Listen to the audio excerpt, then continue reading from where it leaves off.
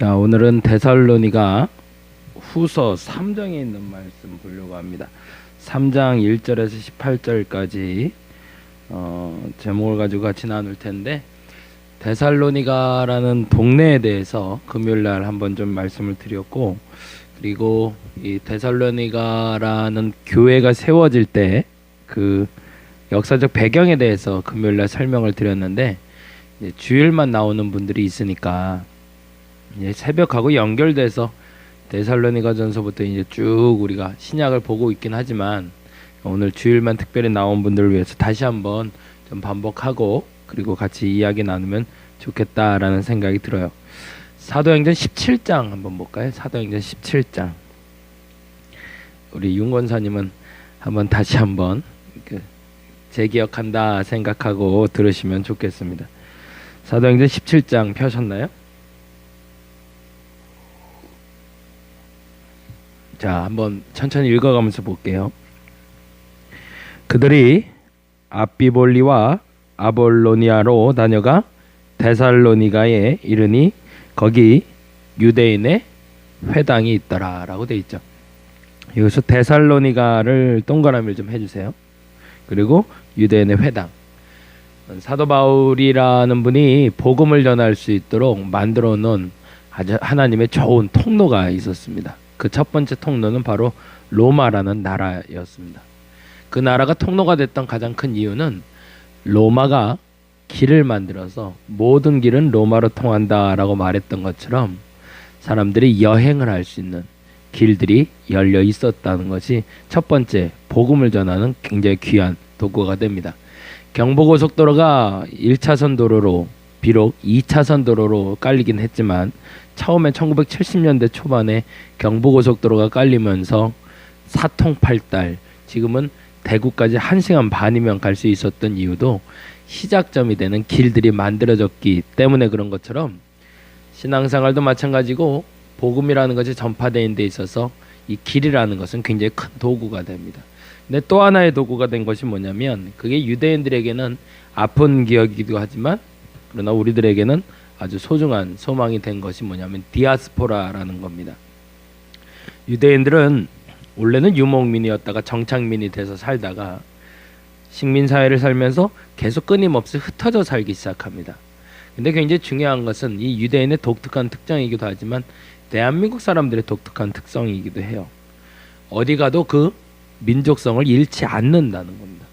이거 굉장히 중요하죠. 우리는 한민족이야. 우리가 가진 것은 이것이야. 그래서 한글을 지켜내고 우리의 민족성을 지켜내고 우리의 음식을 지켜내는 사람들, 그런 사람들이 있기 때문에 전 세계 어디, 디아스포라, 이제 한국인이라고 부르기도 하지만 전 세계 어디를 가도 이제 한국 사람들이 살고 있기 때문에 어딜 가도 그 사람들의 정체성을 우리는 발견할 수 있고 한국 사람이라는 자부심으로 살아가고 있는 모습들을 보게 됩니다. 유대인들도 마찬가지 디아스포라라고 흩어져 있긴 했지만, 그러나 그들이 모이는 장소마다 회당이라는 것을 만들어 그들의 과거로부터 흘러오는 탈무드, 율법을 가리키기 시작했고, 그 율법으로 하나됨을 잃지 않고 살아갔습니다. 근데 그 중에서 사도 바울은 로마라는 나라를 통해서 만들어 놓은 그 길을 따라 이방의 나라를 여행하며 유대인으로서 회당에 들어가 복음을 전할 수 있는 계기가 된 거죠. 그래서 이 데살로니가라는 동네도 역시 가자마자 유대인의 회당에 가게 됩니다. 왜냐하면 거기는 사람이 모이는 장소이고 율법을 아는 사람들이 있기 때문입니다. 그래서 앞비볼리와 아볼로니아를 거쳐서 데살로니가에 도착한 사도 바울은 유대인의 회당에서 자신의 관례대로 새 안식일에 성경을 가지고 강론했다고 2절에 되어 있습니다. 거기도 동그라미를 해놓을까요? 데살로니가 1절에 동그라미 했고 2절에 새 안식일에 동그라미를 했어요. 그러니까 데살로니가에서는 얼마 동안 머물렀던 걸까요? 안식일이 일주일에 한 번씩 오는 거니까, 그렇죠, 3주 동안 머문게 되는 거죠. 3주 동안 안식일에 성경을 가지고 강론하되, 무엇을 가르쳤는지가 중요합니다.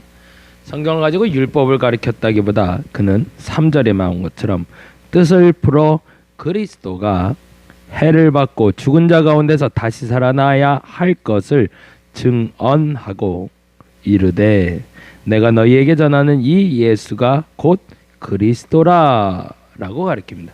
여기엔 동그라미는 죽은 자 가운데서 다시 살아나, 그 부분엔 동그라미 좀 해주세요. 이제 정리를 하자면 17장 1절에 데살로니가라는 장소, 이게 데살로니가 전 후서가 쓰여진 장소를 얘기합니다.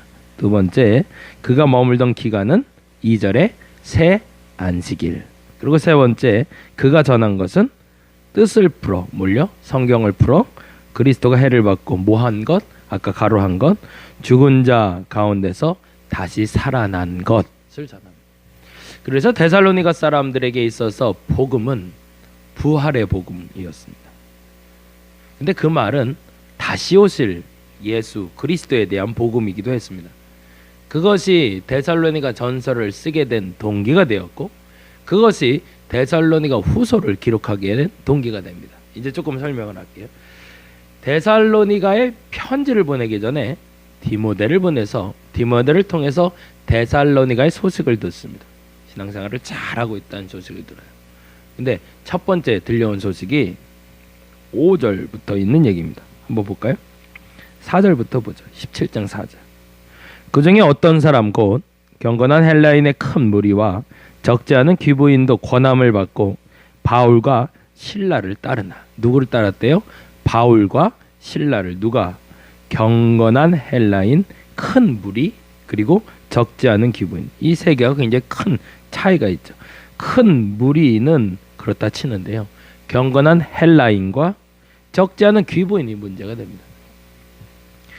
우리나라에도 금요일 날도 말씀드렸지만 복음이 들어와서 양반들이 받아들이는 복음과 천민들이 받아들이는 복음이 달랐습니다.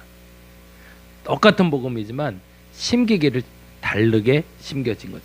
보구여관이라는 것이 만들어진 이유는 사실은 여인들을 위한 병원이 없었기 때문에 여인들을 위한 복음을 전하고, 그리고 여인들을 위한 병원을 만들기 위해서 보구여관을 만들어 지금의 동대문 교회가 된 것처럼, 그리고 상동교회라는 것이 만들어져서 천민들, 버려진 자들을 위한 교회가 만들어진 것처럼 승동교회라는 것이 만들어져서 양반들의 교회도 만들어집니다. 이유가 뭐였을까? 계급을 가지고 있던 사람들에게 같이 예배한다는 건 용납할 수가 없는 거예요. 똑같은 복음을 받아들였지만 그 복음을 가지고 같은 자리에 내 천민과 양반이 같이 하는 건 용납할 수 없었던 거죠. 유대인들에게도 마찬가지.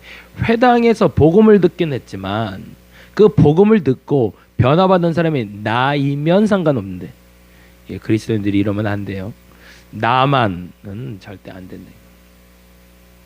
나만 믿으면 좋겠는데 경건한 헬라인들, 하나님을 아는 헬라인들도 예수를 믿기 시작했고, 그리고 귀부인들, 돈 있는 사람들도 믿기 시작했고, 큰 무리가 따르기 시작하니 소동이 나기 시작하는 겁니다. 그리고 나서 이렇게 얘기합니다. 5절에 보니까 그러나 유대인들은 시기하여 저자의 어떤 불량한 사람들을 데리고 떼를 지어 성을 소동하게 하여 야손의 집에 침입하여 그들을 백성에게 끌어내려고 찾았으나가 재밌어요. 찾아졌으면 좋았을 텐데 못 찾은 거죠. 근데 어디서? 야손이라는 사람 집에서. 이거 아마도 교회 처소가 지금 우리처럼 이런 상가나 혹은 아니면 이런 건물이 버젓이 있는 건물에서 예배를 드린 것이 아니라 야손의 집에서 유숙을 하며 예배를 드렸던 것 같습니다. 그러니 이게 문제가 됐는데 그 소식을 안 야손이 미리 바울과 실라를 피신시킨 거죠. 그러자 야손의 집에서 그들을 찾았으나 6절에 발견하지 못하며, 바울과 실라를 찾지 못합니다. 그러자 이들이 바울과 실라를 찾지 못했으면 그냥 떠나면 되는데 그냥 가기 아쉬운 거죠. 그래서 누구를 공격하냐면 야손과 몇 형제들을 끌고 갑니다. 그리고 핑계를 대기를 이렇게 얘기합니다. 7절입니다. 야손이 그들을 받아들였더라. 첫째, 바울과 실라를 받아들였다. 이거 문제다. 그리고 두 번째 문제가 뭐라고 되어 있죠? 이 사람들이 다 가이사의 명을 거역하여 말하되, 뭐예요? 반역이라는 겁니다. 당시에 황제가 통치하던 나라입니다. 그러다 보니 황제에게 반하는 행동을 하는 것은, 그 반역은 우리가 북한이란 나라를 봐서 알지만 자신의 친인척까지도 그렇게 몰살시킬 만큼 강력한 통치가 이루어지는 이유는, 그리고 거꾸로 말하면 그렇게 죽일 수밖에 없는 이유는 체제 유지를 위해서죠. 황제에 대해서 반역을 했다? 이건 죽음을 당할 죄인 겁니다. 그러니 어떻게 해요? 야손이라는 사람이 갇히게 된 거죠. 아까 잠깐 설명한다고 해서 여기까지 왔는데 이게 굉장히 중요한 얘기라 조금 흘러갔어요. 데살로니가라는 곳에 복음이 전해지면서 디모데가 가서 듣고 와보니 그때 당시에 야손 때문에 일어났던 그 소동이 지속해서 일어나고 있고, 데살로니가의 교인된 사람들이 데살로니가에 사는 사람들에게 핍박받고 있다는 걸 얘기를 듣게 된 겁니다. 이 얘기를 조금 쉽게 펼자면, 우리나라에 복음이 들어왔을 때 처음에 사람들이 반발했던 게 있습니다. 백정이나 천민은 그렇게 반발한 적이 없습니다. 여인도 마찬가지. 근데 여인들이 호되게 남편에게 매맞고 쫓겨나는 일이 생겼어요. 왜 그죠? 새벽 예배. 그리고 또 하나, 양반들 중에 순교하는 사람들이 생겼습니다. 왜죠? 제사 때문이었습니다. 다른 복음이 들어온 것이 아니라 복음으로 말미암아 그동안 그들이 지켜왔던 것이 깨지고 무너지기 시작하자 그것 때문에 반발이 나고 심지어 사람까지 죽였던 것처럼, 야손의 집에도 복음이 들어가자 그것 때문에 가정 간에, 친척 간에, 이웃 간에 불화가 시작이 된 겁니다. 근데 안타깝게도 누가 없어요? 바울과 실라는 데살로니가에 없고 지금 고린도에 와 있거든요. 근데 그 소식을 디모데에게 들으니 사도 바울이 무슨 얘기를 해야 될까요? 위로해야겠죠. 근데 그 사이에 끔찍한 일은 아닌데, 끔찍한 일이었는지 안타까운 일이었는지 모르지만, 누구인지 모르지만 그 3주간의 기간 동안 예수 그리스도를 구주로 영접했던 사람 중에 몇몇이 이미 세상을 떠나버린 겁니다. 근데 그때 당시에 굉장히 중요한 게 하나 있었는데, 지금은 참 조심스러운 표현이긴 하지만, 예수께서 죽으시고 아까 말했던 것처럼 부활하시고 승천하셨다는 것까지를 사람들이 알았던 것이 아니라, 승천하신 예수께서 다시 재림한다는 것까지도 알고 있었던 거예요. 그럼 무슨 말이냐면, 조만간 내가 죽기 전에 예수께서 저 하늘에 구름 타고 내려오는 걸 내가 보게 될 거라고 생각하는 사람들이 있었다는 겁니다. 심지어는 사도 바울도 그 복음을 전하고 있었던 거죠. 그래서 어떤 일이 벌어졌을까요? 같이 예수를 믿었는데 믿기 전에 죽은 사람이 아니라 같이 믿고 나서 먼저 죽은 사람이 생겼으니 이 사람의 죽음은 어떤 것일까에 대한 질문이 생기는 겁니다. 예수께서 지금 내가 살아있을 때 재림해서 오시면 다 구원받고 천국에 갈 텐데 지금 죽어버린 저 사람들은 어떡하지? 라는 걱정이 생기는 거죠. 왜요? 멀리 있는 사람이나 모르는 사람이 죽었을 땐 그렇게 심각하게 고민하지 않습니다. 근데 아는 사람이 죽었거든요. 그게 어떻게 해요? 그 질문을 디모데가 사도 바울에게 전달한 거죠. 그래서 사도 바울이 그 얘기를 듣고, 아하, 이게 고민이야? 걱정 안 해도 돼 라고 얘기하면서 지금 살아있는 자나 죽은 자나 모두 다 영광 중에 우리 주님을 만날 것이다. 그 얘기를 데살로니가 전서에서 하고 있습니다. 그래서 고난받은 그리고 죽은 사람들 모두가 다 하나님의 영광을 볼 것이다. 그래서 항상 기뻐하라, 쉬지 말고 기도하라, 범사에 감사하라 라는 5장 16절부터 18절 뿐만 아니라 성령을 소멸치 말며 뭐 이렇게 해서 쭉 하나님의 뜻에 대해서 이야기하면서 데살로니가전서가 끝났는데, 문제는 이 재림이란 단어가 머릿속에 계속 남는 거예요. 그러면서 사람들 가운데 이상한 일이 벌어지기 시작했습니다. 그건 뭐냐면 일을 안 하기 시작하는 거예요. 그냥 과거로부터 성실하게 살던 사람들이 본인들이 예수를 알게 되었고 변화된 것도 알게 되었고 새 사람이 된 것도 알게 되었는데 더 중요한 것으로 내가 죽기 전에 예수가 오시는 것을 볼 수 있다. 그러니 지금 이 땅에서 누리는 것 그거 얼마나 중요하다고 그거 다 버리지 뭐. 그래서 두 가지가 나타나기 시작하는 겁니다. 첫째는 그로 말미암아 성실하게 살아가는 사람이 있는 반면에 어떤 사람이 나타났을까요? 말도 안 되는 일을 벌이는 거예요. 재산 필요 없어. 결혼 필요 없어. 아무것도 필요 없어. 오직 예수라고 얘기하면서 모든 것을 버리고 소위 자유해지는 그 착각 속의 자유로 재림을 기다리는 사람들이 나타났던 겁니다. 그래서 사도 바울은 데살로니가 후서 1장에서는 고난받는 너희들에 대해서 내가 위로한다 라고 얘기하고 2장에서는 그 재림에 대한 이야기를 다시 한번 반복하며 가르침을 받은 전통을 지키라고 얘기한 후에 3장 오늘 본문에 이르러서는 비로소 진짜 해야 될 얘기를 합니다.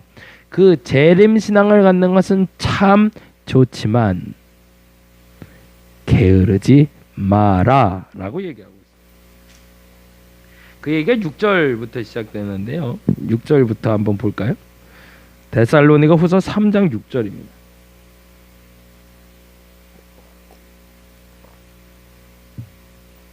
형제들아 우리 주 예수 그리스도의 이름으로 너희를 명하노니 게으르게 행하고 동그라미 게으르게 행하고 우리에게 받은 전통대로 행하지 아니하는 이게 같은 말이라는 거죠. 게으른 것 전통대로 행하지 않은 것 같은 것. 이런 사람 어떻게 해요? 모든 형제에게서 떠나라. 호되게 대하라는 얘기죠. 그 이유를 이렇게 얘기합니다. 어떻게 우리를 본받아야 할지를 너희가 스스로 알고 있기 때문이다.